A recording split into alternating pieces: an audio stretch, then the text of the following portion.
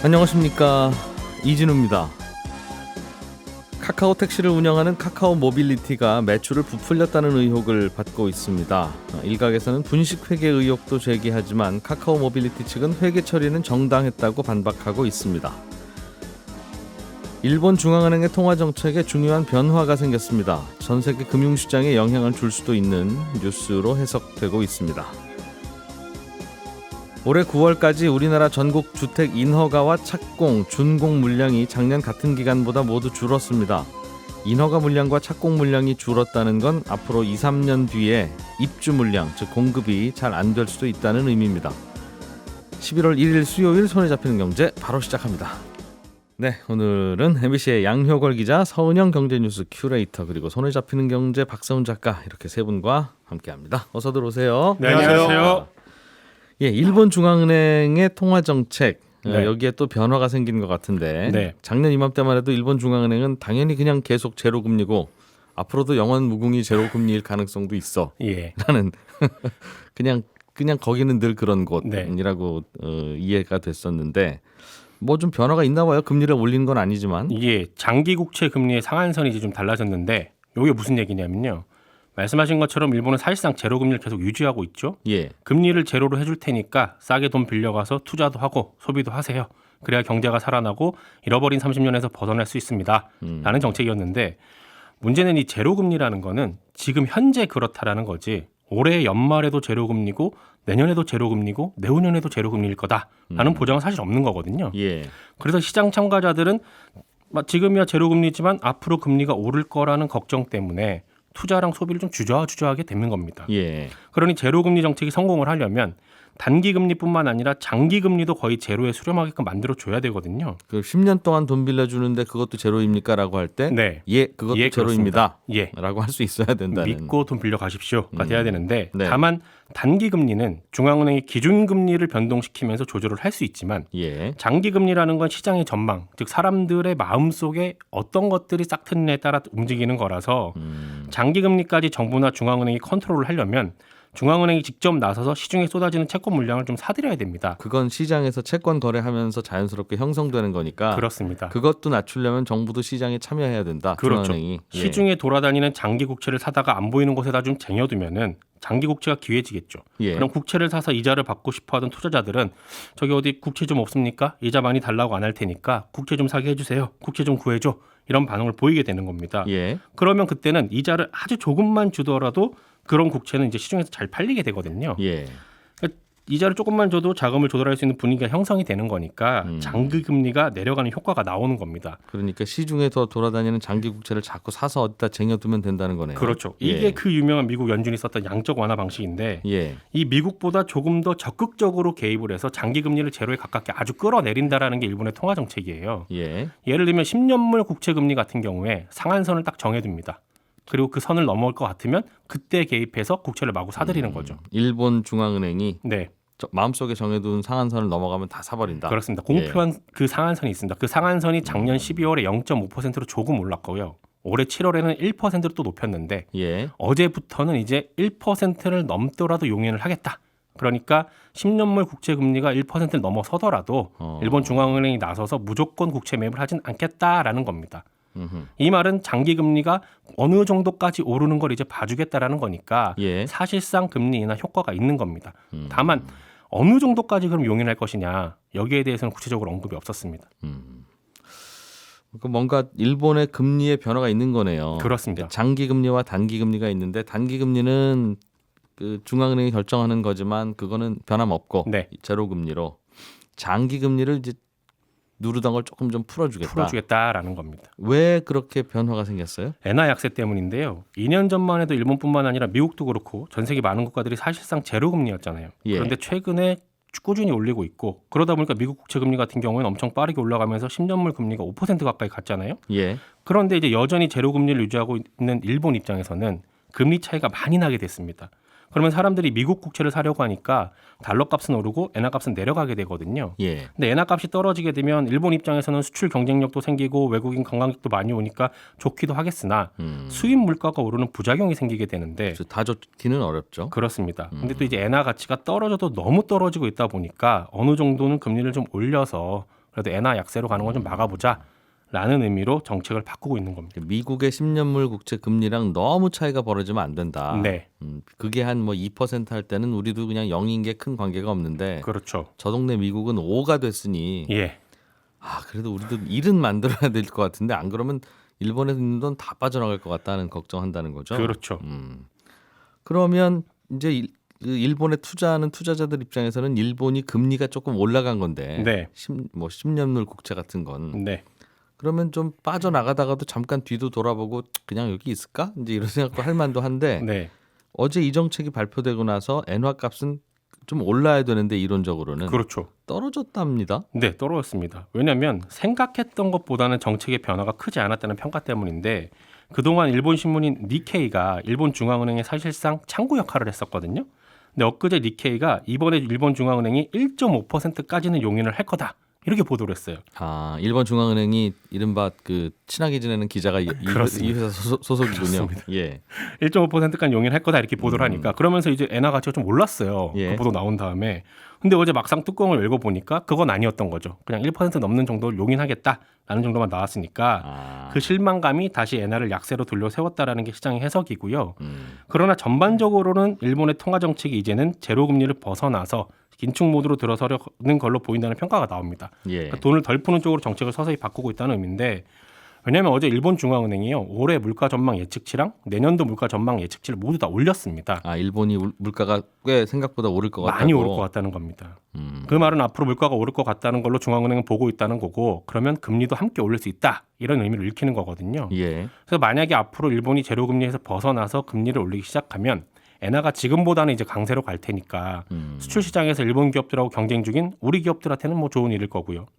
일본의 금리가 오르게 되면 일본계 자금이 미국에서 일본으로 되돌아가게 됩니다. 예. 그럼 그 결과로 미국의 국채를 살 만한 자급 공급원이 감소를 할 수도 있어요. 그렇죠. 투자자들은 미국 국채 아니면 일본 국채 살 텐데 네. 지금까지는 미국 국채가 이자가 더 많으니 미국 국채를 그래도 샀겠으나 네.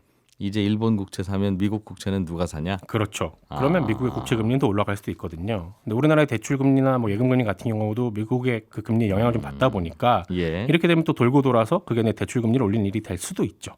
그래서 옆 나라 일본의 통화 정책이 달라진다는 거는 단순히 그 나라에 무슨 변화가 생기고 끝 이게 아니라 내 삶에도 영향을 좀 줄 수 있기 때문에 관심을 갖고 보게 되는 그런 뉴스입니다. 일본이 올해도 그렇고 내년도 그렇고 물가가 계속 오를 거다. 네.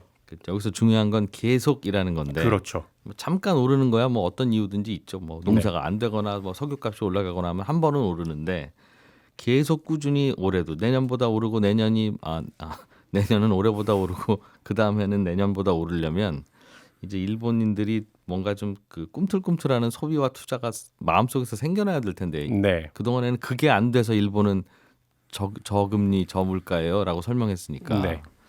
과연 그 마음이 생길까는 좀 봐야 되겠어요. 그렇죠. 자, 양경걸 기자. 네. 카카오그룹은 올해 네. 무슨 일이 있는 것 같습니다, 정말. 네. 네. 카카오 모빌리티가 또 분식회계 의혹을 받고 있어요. 맞습니다. 이 카카오티라는 택시 플랫폼 사업을 하는 카카오 계열사인데요. 국내 1위고 가맹 택시가 4만 대를 넘습니다. 그래서 이 금융감독원이 보는 의혹의 핵심은 이 카카오 모빌리티가 분식 회계를 통해서 매출을 크게 부풀렸다는 거고요. 예. 특히 기업 공개, 그러니까 증시 상장을 앞두고 기업이 더 매력적으로 보이게 하려고 의도적으로 매출을 끌어올렸다는 겁니다. 그래서 현재 금감원은 이제 카카오 모빌리티가 이제 부풀린 매출이 한 지난해만 3천억 원대로 보고 있고요. 카카오 모빌리티 장부에 대해서 지금 정밀 감리를 진행하고 있습니다. 근데 이제 카카오 모빌리티 측은 단순히 회계 처리 방식에 대한 견해 차이다라고 하면서 즉각 반발하고 나섰습니다. 구체적으로는 어떤 내용이에요? 이 카카오 모빌리티가 뭐 매년 회계 감사를 했을 거고 네. 회계 법인이 도장 찍어줬을 텐데 맞습니다. 네. 그런데 분식회계를 했다면 만약에 했다면 심각한 거고 맞습니다. 아니라면 뭐 회계 정책과 관련한 논쟁일 수도 있는 건데 네. 일단 어떤 내용인지 좀 들어보죠. 일단 카카오 모빌리티 운영 방식을 좀 설명드려야 되는데 금감원이 문제 삼고 있는 건 가맹 택시 사업 쪽입니다. 우리가 카카오티 블루로 익숙한데 예. 일단 카카오 모빌리티는 자회사 KM 솔루션을 통해서 택시 운수 회사들 운임의 20%가량을 가맹비로 받습니다. 로열티로 받는 거죠. 우리가 카카오 택시 블루를 부르면 네. 요금의 20%가 수수료로 떨어지는군요, 이렇게. 맞습니다. 그럼 예. 택시 요금의 20%는 카카오가 일단 가져가는 거고 예. 뭐 차량 관리도 해주고 특히 뭐 카카오티라는 배차 시스템, 그러니까 손님 콜을 연결해 주니까 그 수수료를 받는 건데 예. 그러면 카카오 모빌리티의 매출로 이 20%가 잡히겠죠. 예. 그런데 카카오는 운수회사의 운임의 16에서 17%를 다시 지급합니다. 그러면 돈 번 걸 왜 돌려주냐 이렇게 하실 수 있는데 예. 일단 택시 외부에 보면 광고 노출하죠. 게다가 택시가 이리저리 어디로 운행하는지 데이터도 카카오가 이제 수집을 하는데 예. 이거는 뭐 교통량이나 최적 경로 계산하고 뭐 차세대 사업 이런 기초 자료로 카카오가 사용합니다. 그래서 이런 광고 노출 데이터 제공해줬다라는 대가로 운수회사에 지급하는 돈이 16에서 17%가 되는 겁니다. 아, 그러니까 택시 회사로 다시 17% 정도는 돌려주더라. 맞습니다. 그 광고 영업도 카카오가 했나 봐요. 그러니까 광고판 제공한 택시한테 돈 주는 맞습니다. 거 보니까. 예. 그래서 금감원 주장은 이겁니다. 운임의 20%를 받아서 16, 17%를 다시 운수해서 돌려주면 3, 4%만 매출이 일어나는 걸로 봐야지 20%를 다 매출로 잡으면 이게 어떻게 하냐. 그만큼 매출이 소위 말해서 이제 뻥튀기 된다는 거고 허위 매출이다 이런 주장이고요. 예를 들어서 가맹 택시 기사가 100만 원을 벌면 사실 이거저거 다 떼고 정산하면 카카오는 한 3에서 5만 원을 최종적으로 가져가는 건데 예. 회계상으로 보면 택시 기사가 로열티 명목으로 제공한 20만 원을 매출로 잡았다는 겁니다. 그러니까 금감원은 이 돈이 지난해 3천억 원대라는 거고 총 매출액의 절반에 육박한다는 겁니다.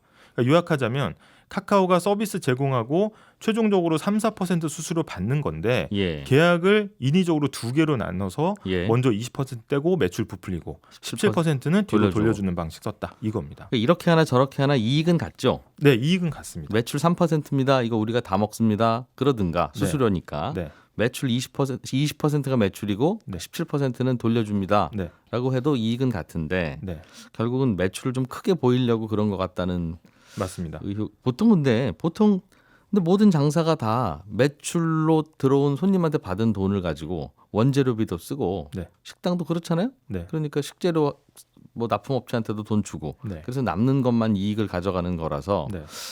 이렇게 하나 그렇게 하나 그런 게 그거 아닌가 하는 생각은 드는데 맞습니다. 이 최종적으로 이익은 같은데 예. 금감원이 보는 시각은 이 카카오 모빌리티가 작년부터 이제 상장 주관사를 선정해서 이제 기업 공개 IPO를 추진하고 있는데 예. 이 매출을 부풀려서 기업 규모를 더 크게 보이게 하고 증시 상장 시에 훨씬 높은 값을 받으려고 했다는 겁니다. 그건 그럴 수 있겠죠. 매출 네. 자체가 높으면 네. 도움이 될 테니까. 규모가 큰 기업으로 예. 이제 비춰질 수가 있겠죠. 예. 그런데 그럼 어떤 거래는 결국은 예를 들면 식재료 사와서 된장찌개 만들어서 팔고 네. 된장찌개 값 10,000원, 네. 식재료 값 8,000원 빼고 난 2,000원만 남는다라고 할 때는 매출이 10,000원이잖아요. 그때는. 네, 맞습니다. 그리고 비용이 8,000원 든 거고. 네. 그건 그렇게 처리하는데 네. 이렇게 수수료 받아서 수수료 20%를 받고 나머지 17%는 다시 다른 비용 명목으로 돌려주는 거 하고 두 개를 그럼 구별해야 될 텐데. 네, 맞습니다. 앞서 든 예 같은 경우에는 사실 이제 업체가 다른데 예. 사실 금감원이 보는 건 이겁니다. 어떻게 보면 운임이라는 기본 베이스는 똑같은데 예. 거기에서 20%를 매출로 잡고 17%를 그 운임에 대해서 또 돌려주면 사실상 이건 하나의 계약 아니냐. 사실 돌려주는 것도 운임 기준, 예. 그 다음에 받는 것도 운임 기준이면 이거 하나의 계약이다라는 게 일단은 이제 금감원의 기본적인 아까 좀 전에 그 된장찌개 얘는 사 먹는 사람 따로 네, 식자재는 또 식자재 따로 납품해두고 따로니까 네. 그건 별도의 계약인데 네. 결국 이거는 하나의 계약 아니냐 맞습니다. 그런 거군요. 그러니까 운임을 기준으로 지급 금액을 결정하고 있기 때문에 하나의 계약으로 봐야 된다는 거고 예. 운수회사 하나인데 이 계약 따로 저 계약 따로 이게 말이 되냐? 이게 또 상호 연관성이 있으면 하나의 계약으로 본다는 회계 처리 원칙에 따라야 된다라는 게 일단 금감원이고요. 따라서 어차피 하나 계약이니까 애초 비용 떼고 한 번에 지급하면 되는 걸 매출 부풀리기 위해서 인위적으로 돈을 왔다 갔다 이렇게 했다는 거고요. 예. 카카오 측은 반론이 굉장히 즉각적으로 나왔습니다. 이게 수수료 받는 가맹 계약하고 광고 등을 노출시키는 업무 제휴 계약은 이게 하나의 계약이 아닌 별건이다 이렇게 반발하고 있거든요. 서로 구속력 강제성도 없고 독립적으로 운영된다라는 거고 별도의 계약이기 때문에 20%를 줬다가 그 중에서 17%를 다시 돌려준 게 아니라 20%는 가맹 수수료로 이제 종결된 거고 그걸로 끝난 거고 네, 17%는 다른 계약으로 운수회사에 지급했다는 거거든요. 그러니까 아까도 택시에다가 광고판 달아주셨고 광고판을 제공한 택시니까 그래서 우리가 돈 드립니다 네. 하는 그런 거라는 주장이죠. 맞습니다. 그래서 거기에 대한 논거로 가맹 택시로부터 가맹 수수료를 받는 계약하고 예. 이 광고 마케팅 계약의 대상이 정확하게 일치되지는 않는다라고 주장하고 그 광고 있거든요. 안 하는 그런 택시 회사는 그냥 20% 다 내고 끝이다. 맞습니다. 그리고 가맹 계약만 맺고 광고 마케팅 계약은 안 맺어도 된다. 그걸 우리가 강제하지 않는다. 그래서 다른 계약이다. 이렇게 보고 그리고 앞서 말씀하신 것처럼 이런 회계 방식이 국내 대형 회계법인 여러 곳으로부터 매년 감사를 받았고 예. 모든 감사인이 재무제표 적정 의견을 줬다. 여기 항변하고 있습니다. 그러니까 제가 보기에도 그 카카오한테 그 카카오 택시 불러주는 그 네. 플랫폼 이용한 이용료는 내고 네. 우리는 택시에 광고 안 붙일 거예요. 네. 그러니까 그냥 우리하고는 그것만 거래합시다라고 했다면 서로 이제 다른 거래인데. 네. 근데 여전히 논쟁거리가 있어요. 맞습니다. 근데 금감원은 어떻게 얘기하냐면 예. 가맹 계약하고 업무 제약하고 니네 말대로 다르다면 왜 둘 중 하나만 계약 맺은 택시가 4만 대 중에 한 대도 없냐 이렇게 이제 얘기를 하고 있는 거예요. 아, 이게 왜냐하면 예외가 택시 입장에서는 없군요. 예. 가맹 계약만 맺으면 매출액이 20%를 떼이는데 업무 제휴 맺으면 그중에 17% 돌려주니까 돌려주니까. 사실 이건 안 맺을 이유가 없는 거죠. 그러니까 금감원은 이건 무조건 하나의 거래 계약이다 이렇게 보고 있는 거고 예. 이제 카카오 같은 경우에는 별도의 계약으로 가고 있다는 겁니다. 그러니까 IPO 아까 얘기도 매출 부풀렸다는 주장도 예. 투자자들이 어떻게 매출 하나만 보고 투자를 하냐. 음. 오히려 이렇게 매출을 크게 부풀리면 영업이익률은 떨어진다. 예. 그렇기 때문에 이것도 말이 안 된다 이렇게 이제 반박을 하고 있습니다. 금감원도 반박에 대한 재반박도 하는 거 보니까 이것도 좀 작심한 듯 같은 느낌이 지금 드는데 모르겠습니다. 이건 뭐 회계 전문 지식이 필요한 거라서 네. 판단을 우리가 하기는 좀 어렵지만 이거 앞으로 이거 제대로 검사 좀 해보고 하면 또 시간도 걸리고 소송도 붙고 그러는 거 아닙니까? 맞습니다. 이게 정밀 감리에 들어갔기 때문에 시간이 매우 오래 걸릴 거라는 전망이 나오고요. 예. 이게 감리 마무리되면 감리위원회 열리고 심의 거치면 증권선물위원회 또 올라가야 됩니다. 그래서 삼성 바이오로직스 같은 경우에는 2017년 3월에 문제가 되는데 아직까지도 결론이 안 났거든요. 그래서 예. 지금 얘기는 어떤 방식으로 결론이 나든지 간에 사실 이제 IPO를 준비하던 카카오 모빌리티는 시점을 뒤로 미룰 수밖에 없지 않느냐. 이미 타격을 받았다. 이렇게 시장은 평가하고 있습니다. 삼성 바이오야 22가 상장 후에 붙었으니까 네. 그건 그거대로 갔는데 네. 카카오 모빌리티는 상장이 뒤로 미뤄지겠군요. 그럼 이 논쟁 끝날 때까지는. 맞습니다. 알겠습니다. 자, 서은영 큐레이터가 준비해 오신 소식. 이것도 이건 우리나라 이야기인데 국토부가 발표한 통계 내용을 보니까 주택 인허가 물량이 자꾸 줄어들고 있고 착공도 네. 잘 안 되고 있고 그렇다는 거죠. 네, 그렇습니다. 올 연초부터 9월까지 주택 인허가 규모가 지난해 같은 기간보다 30% 줄어든 것으로 나타났는데요. 지난 10년 평균하고 대비해서도 보면 많이 줄었습니다. 그러니까 10년의 흐름을 보면 연평균 한 38만에서 39만 가구 정도는 인허가를 받는 게 보통이거든요. 그런데 올해는 25만 6천 가구 정도가 인허가를 받았으니까 꽤 많이 줄어든 거죠. 근데 인허가 물량이 이렇게 크게 줄어든 건 다세대, 연립 같은 이 비아파트 인허가가 크게 줄었기 때문인데요. 최근에 이제 전세 사기 여파도 있었고요. 또 부동산 경기 침체도 계속 이어지다 보니까 아파트 쏠림이 이어지면서 사업자들이 비아파트 공급을 하지 말자 이렇게 판단하는 사업자들이 많아졌기 때문이다. 이런 분석이 나옵니다. 근데 낡은 주택 부수고 빌라 짓는 업자들이 확 줄었다는 얘기죠. 맞습니다. 네. 그래서 이 빌라 전세 사고 날 때 이런 생각이 들더라고요. 보통 네. 빌라라고 하는 건 큰 돈 있는 분들이 빌라 지어 올리는 게 아니니까 대체로는 건축비 일단 구해서 짓고 난 다음에 그거 전세 빼서 네. 건축비 충당하고 나서 이제 그 좀 기다려보자 이런 건데 전세가 안 빠지니까 아예 시도가 안 되는. 맞습니다. 네. 그리고 또 한 가지 이제 눈여겨볼 게 인허가 물량과 동시에 착공 분양 물량도 많이 줄었더라. 그러니까 이 착공 분양 같은 경우에는 1년 만에 반토막이 났는데요. 예. 이 세 가지가 이렇게 같이 줄어드는 트리플 감소가 이어지고 있다는 겁니다.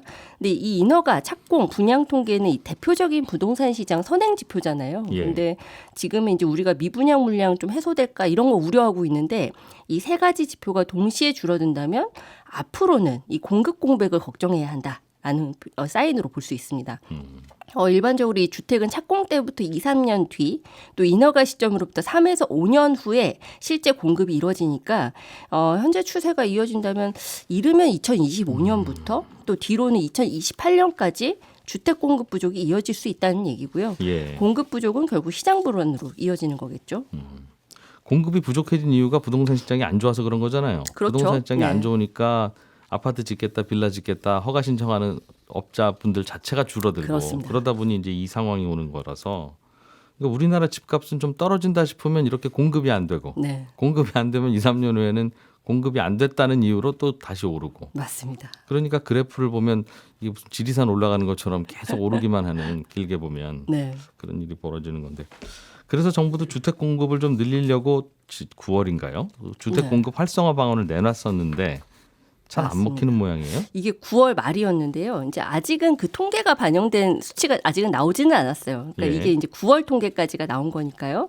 근데 이게 정부 정책은 인허가 물량이 바로 착공 물량으로 전환할 수 있게 하겠다. 그래서 PF 대출 요건도 완화하고 특히나 이제 다세대나 연립 많이 짓게끔 비아파트 사업 대출도 적극적으로 하겠다라는 거였거든요. 네. 근데 이제 정부 정책이 9월 26일에 나왔으니까 큰 영향을 끼쳤다고 보기는 좀 어렵지만 이 9월 인허가 건수가 4만 건 넘어서면서 5개월 만에 깜짝 반등했습니다. 올 들어서 계속 안 좋았는데 예. 갑자기 살짝 늘어난 거예요. 그래서 이 국토부 설명은 연초부터 이 인허가 신청이 워낙 많이 줄어서 기저효과도 좀 있고 예. 또 이제 지방자치단체들이 공급대책 나온다고 하니까 인허가 대기 물량 처리에 좀 속도를 냈다. 그래서 이렇게 깜짝 반등을 했다. 이런 설명을 하긴 했습니다. 근데 이게 과연 추세적인 전환이냐? 이건 좀 더 좀 지켜봐야 할 것 같은 게 지금 원자재 가격도 고공행진하고 있고 인건비 부담도 좀 많이 늘고 있잖아요. 바로바로 착공이 되겠느냐. 네, 그러니까 건설사들이 인허가를 받는다고 해도 착공을 잘 안 하는 거예요. 그러니까 이 시기를 계속 저울질하는 거죠. 예. 그래서 이 인허가 늘어난 게 바로 이 착공 물량 늘어나는 수치로 이어지느냐 이건 좀 더 봐야 된다. 실제로 이제 올 연초에도 올 상반기에도 봤더니 착공 대기 물량이 심지어 이제 작년에 인허가 받았는데 올해 상반기까지 착공을 안 했던 대기 물량이 33만 가구나 됐었습니다. 이게 상당한 물량인데 공사비가 자꾸 오르려고 하니까 이제 계속 조합이랑 분쟁도 맞습니다. 생기고 그러는 거겠죠. 네. 예. 그래서 이 착공이 늘더라도 또 수요가 확실한 서울, 수도권 아파트 위주로만 늘어날 가능성이 높다라는 거고요. 또 주택 통계 볼 때 우리가 좀 눈여겨보는 게 미분양 물량이잖아요. 예. 근데 미분양 물량 같은 경우는 7개월 연속 줄고 있다는 점은 긍정적입니다만 악성 미분양은 계속 늘어나고 있는 게 또 부담이에요. 그래서 준공 다 했는데도 빈집인. 맞습니다. 네. 집을 다 지어놓고도 이제 분양이 되지 않는 악성 미분양 같은 경우에는 9,500가구를 넘었다. 그래서 라는 아직 점입니다. 주택 공급이 활성화되기에는 좀 시장이 너무 차가운 것 같다 그 말인 그렇습니다. 거죠. 예, 저희는 또 내일 아침 8시 30분에 찾아오겠습니다. 이진우였습니다. 고맙습니다.